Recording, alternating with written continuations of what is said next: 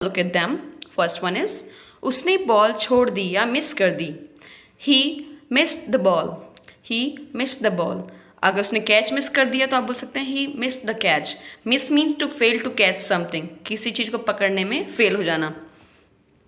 तो ऐसे यूज़ करेंगे यहाँ पे. नेक्स्ट सेंटेंस वी हैव मेरा सर मत खाओ. इसको अपन इंग्लिश में बोलेंगे don't nag me. Don't nag me. Nag का मतलब होता है किसी को इरिटेट करना लगातार किसी चीज़ के लिए. सपोज बच्चे बोलते हैं कि मम्मा मुझे यही चाहिए, तो ऐसे वो सर खाते हैं पेरेंट्स का. मम्मी हमेशा होमवर्क के लिए मेरे पीछे पड़ी रहती है, तो इसको भी हम नैगिंग बोलते हैं. Mom always nags me for homework. मतलब किसी को किसी चीज़ करने के लिए बार बार बोलना, दैट इज़ ऑल्सो नैग्स. वह पूरी तरह पागल लग रहा है. He seems to be totally mad. He seems to be totally mad. इस तरीके से हम सेंटेंस हमें न्यूज़पेपर में फॉर्मल राइटिंग में यूज़ करते हैं. आज मेरी बस छूट गई. आज मेरी बस छूट गई. I missed my school bus today. I missed my school bus today. तो यहाँ पे भी एक वो टारगेट था, उसको आप कैच नहीं कर पाए, तो ऐसे मिस का आपको यूज़ करना है. ड्रिबल और शूट क्या होता है बास्केटबॉल में? ड्रिबल होता है भागते भागते बॉल को बाउंस करना, और शूट होता है बास्केटबॉल में बास्केटबॉल को बास्केट में डालना. He is dribbling the basketball, मतलब वो बास्केटबॉल को बाउंस करते हुए भागते हुए बाउंस कर रहा है. और shoot the basketball means throw the basketball in the basket net. Okay. Oh मुझसे फिर से छूट गया. Oh I missed it again. Suppose ball वापस छूट गई तो आप बोल सकते हैं oh I missed it again. किसी टारगेट को हिट करने में आप मिस हो जाते हैं तो भी आप बोल सकते हैं oh I missed it again. Next sentence we have वह बहुत शेखी भखाड़ता है, मीन्स डींगे हाँकता है. इसको हम बोलेंगे ही ब्रैग्स और बोस्ट टू मच. ही ब्रैग्स और बोस्ट टू मच. ब्रैग या बोस्ट मीन्स किसी चीज़ के बारे में बहुत बड़ा चढ़ा के घमंड से बातें करना. मेरी कार पार्किंग से गायब है. My car is missing from parking. यहाँ पे ये मिसिंग एडजेक्टिव की तरह वर्क कर रहा है. My car is missing from parking. मैंने अपना आपा खो दिया. I lost my temper. I lost my temper. I missed my temper यहाँ पे नहीं लिखेंगे. मिस मीन्स छूटना, ये यहाँ पे लॉस्ट ही आएगा, तो मिस्ड अगर आप लिखेंगे तो वो गलत हो जाएगा. नेक्स्ट सेंटेंस वी हैव हमारे पास एक ही चाबी है तो इसे खोना मत. We have only one key so don't lose it. We have only one key so don't lose it. तो जैसे होता है घरों में किसी के पास एक ही चाबी गाड़ी की हो, तब बोल सकते हैं वो एक विकेट से हार गए. They lost the match by one wicket. वो एक विकेट से क्रिकेट मैच हार गए. They lost the match by one wicket. Next sentence we have किसी भी गेम में हार जाना, तब हम लूज़ यूज़ करेंगे. ओके. मुझे चॉकलेट खाना पसंद है. I like to eat chocolate और आई लाइक ईटिंग चॉकलेट. आप दोनों तरीके से बोल सकते हैं. I like to eat chocolate, I like eating chocolate. Next sentence we have उसे जल्दी उठना पसंद नहीं है. He doesn't like getting up early. He doesn't like getting up early.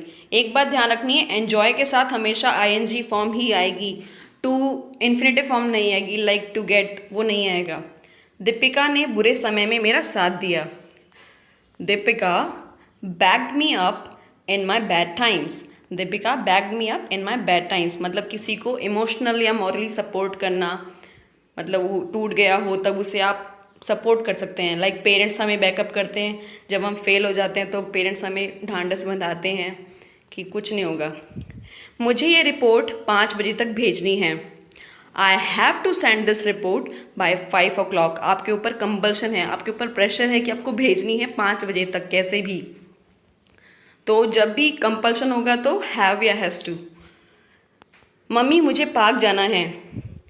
Mummy I am to go to park. मतलब खुद की इच्छा से जाना, कोई कंपल्शन नहीं होना, प्रेशर नहीं होना, तब हम is am are plus to का यूज़ करेंगे, प्लस वर्ब की फर्स्ट फॉर्म.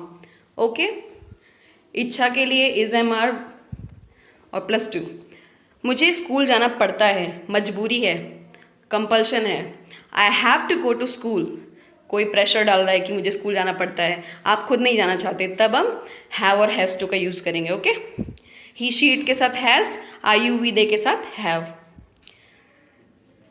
राहुल को घर जल्दी जाना था, पास्ट में अपन खुद की इच्छा से जाने के लिए बोलते हैं Rahul was to go to home early. Rahul was to go home early, खुद की इच्छा से वो जाना चाहता था, इसलिए हमने वॉज और वर यूज़ किया है। और कंपल्शन होगा तो हैड आ जाएगा। दिया को कपड़े धोने पड़े या पड़ते थे, Diya had to do the laundry, और Diya had to wash the clothes means उसे मजबूरी में वो काम करना पड़ता था, इसलिए हमने हैड टू यूज़ किया। अगर खुद की इच्छा से धोती तो वॉज या वर टू ऐसे यूज़ होता। Diya was to do the laundry, अगर खुद की इच्छा से करती तो। नेक्स्ट सेंटेंस, मुझे कपड़े धोने पड़ रहे हैं, like I am having to do the laundry, और मुझे वो नौकरी करनी पड़ रही थी पास्ट में, I was having to do that job. कोई कंटिन्यू एक्शन होगा तो एम हैविंग टू और वॉज हैविंग टू। क्या मैं आप पर भरोसा कर सकता हूँ? Can I count on you? Can I count on you आपका आंसर हो सकता है yes you can count on me, या फिर yes you can simply. Count on means भरोसा करना, किसी पर रिलाई करना। नेक्स्ट सेंटेंस वी हैव, क्या आप मेरा एक काम कर दोगे? अगर आप फॉरेनर से पूछेंगे ऐसे, will you do me a favour, उसका आंसर होगा श्योर आई विल, मीन्स हाँ ज़रूर। तो आप ऐसे वो sure I do, sure I will, sure I can, वो इस तरीके से आंसर करते हैं। इसरो के कर्मचारियों का मनोबल बहुत ज़्यादा था चंद्रयान 2 की लैंडिंग से पहले, तो इसको हम बोलेंगे ISRO employees moral was very high, मतलब कॉन्फिडेंस होना किसी चीज़ के ऊपर, जब कोई चीज़ बहुत खतरनाक डिफ़िकल्ट सिचुएशन होती है तब जो कॉन्फिडेंस होता है उसको बोलते हैं मोरल। वह अल्पभाषी है मीन्स कम बोलती है। शी इज़ रेटिसेंट और रिजर्व्ड और टेसिटर्न और टाइट लिप्ड, इसका अपोजिट होता है बातूनी मीन्स लोकेशियस, जो मतलब लोगों को चीज़ों के बारे में बताना नहीं चाहता। लाइक हमारे जो पिछले प्रधानमंत्री थे मनमोहन सिंह, तुमने एक फाइल के लिए पूरा घर उथल पुथल कर दिया मीन्स खराब कर दिया। You turn the whole house upside down for a file. इसके कुछ और एग्जांपल्स मैंने पिछले वीडियोस में दिए हैं, उसकी डेफिनेशन भी है, आप देख सकते हैं। You turn the whole house upside down for a file. उन्होंने आर्थिक मंदी पर चुप्पी साध ली। कल एक न्यूज़ आई थी निर्मला सीतारमन की, उसमें लिखा था she was tight-lipped about the economic slowdown. She was tight-lipped about the economic slowdown. चुप्पी means tight-lipped और economic slowdown आर्थिक मंदी।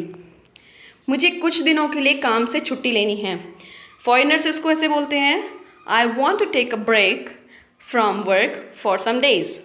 I want to take a break from work for some days. तो take a break means किसी चीज़ से आप छुट्टी लेना, आराम लेना। उसने अपनी व्यस्त जिंदगी से आराम लिया। He took a break from his busy life. He took a break from his busy life. Businessman अक्सर बोलते हैं ऐसे, I took a break from my busy life. उनका व्यवसाय बहुत तेज गति से लोकप्रिय हो रहा है मीन्स प्रसिद्ध हो रहा है। His business is taking off at a very fast pace. Take off का मतलब यहाँ पे पॉपुलर होना होता है, कि मतलब पॉपुलर हो रहा है।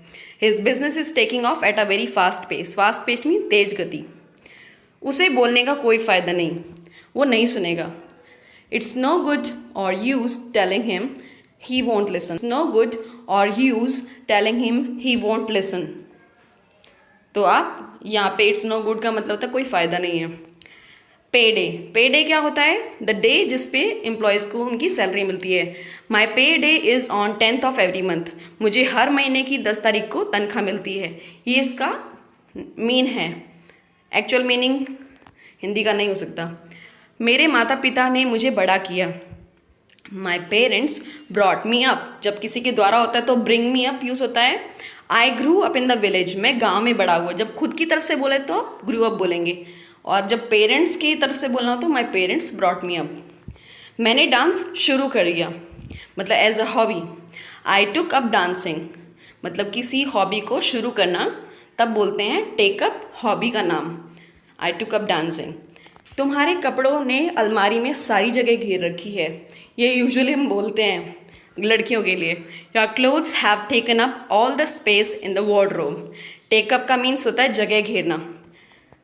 Your clothes have taken up all the space in the wardrobe.